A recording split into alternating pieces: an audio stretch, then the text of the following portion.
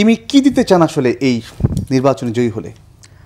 আসলে আমাদের বিশ্ববিদ্যালয়ের যে অব্যবস্থাপনা কিংবা ডাকসুর যে অচলায়তন, আসলে এত বেশি এখানে কাজ করার আছে, এক বছর আসলে যথেষ্ট না।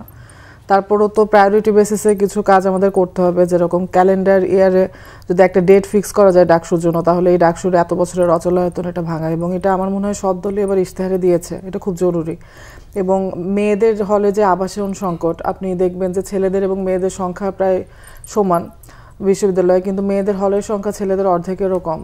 তো খুব প্রায়োরিটি বেসিসে তাদের আবাসন সংকট এবং নিরসন করা, এবং 19 সালে আমি যখন ভিপি ছিলাম শামসুনার হলে, তখনই শামসুনার হলে একটা 20 তলা ভবনের অনুমোদন 3বার একনেকে অনুমোদন হওয়ার পরেও কাজটি আটকে যায়।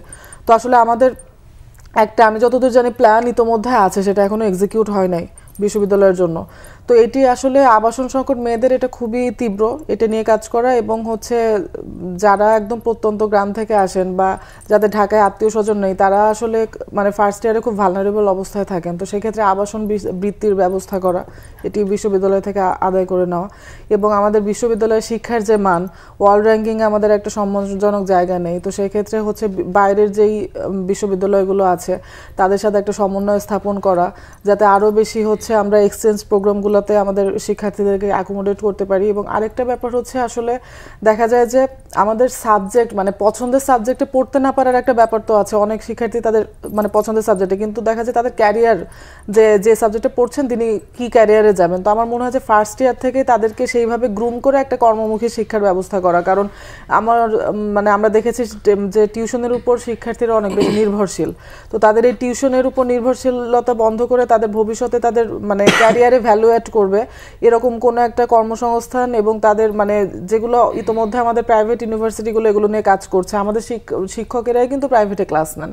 তাদের যে গ্রুমিং বা তাদের যে আসলে ধরেন যে বেসিক কিছু স্কিল আছে, সেটি আইটি সংক্রান্ত হোক কিংবা পাবলিক স্পিকিং হোক, তারপরে বিতর্ক হোক, অনেক যে জায়গা আসলে বিশ্ববিদ্যালয়ের প্রশাসন চাইলে জাস্ট ধরিয়ে দিলে আমরাই ম্যানেজ করলাম, তারা জাস্ট উদ্যোগটা নিলে আসলে আমাদের শিক্ষার্থীদের জন্য সেগুলো অনেক গুরুত্ববহ হয়। এইগুলো নিয়ে কাজ করা, নারীদের নিরাপত্তা, এবং আমাদের ক্যাম্পাসে একটা নারী বান্ধব শৌচাগার পর্যন্ত নেই, এটা তো বেয়ার মিনিমাম।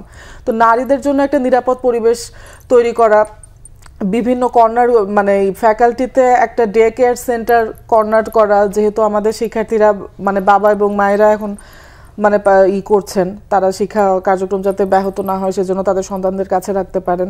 এবং আমাদের আরেকটা যে ব্যাপার, সেটা রেজিস্টার বিল্ডিংয়ে আমরা এমন একটা স্বয়ংক্রিয় ব্যবস্থা চালু করতে চাচ্ছি যাতে সবকিছু অনলাইনে হয়, সেটা ডিজিটাল বেসড। এবং শিক্ষক নিয়োগের সংস্কার, এটা আসলে কোনো ছাত্র সংগঠনই সেভাবে বলছে না। আমরা আসলে দেখেছি যে শিক্ষক এবং শিক্ষার্থীদের মধ্যে একটি মালিক এবং দাসের মতো সম্পর্ক।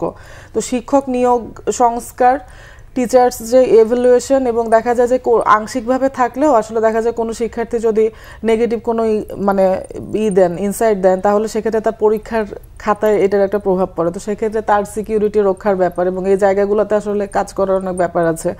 এবং আরেকটা যে ব্যাপার আসলে আমাদের মনে হয় যে শিক্ষক এবং শিক্ষার্থীদের মধ্যে যে মিথস্ক্রিয়া, সেটি আমাদের একটা গ্যাপ আছে, গ্যাপটা নিরসনে কাজ করে। এবং আমার মনে হয় মেন্টাল হেলথের যে ব্যাপারটা আরও অনেক বেশি এই সার্ভিসটা প্রোভাইড করতে হবে।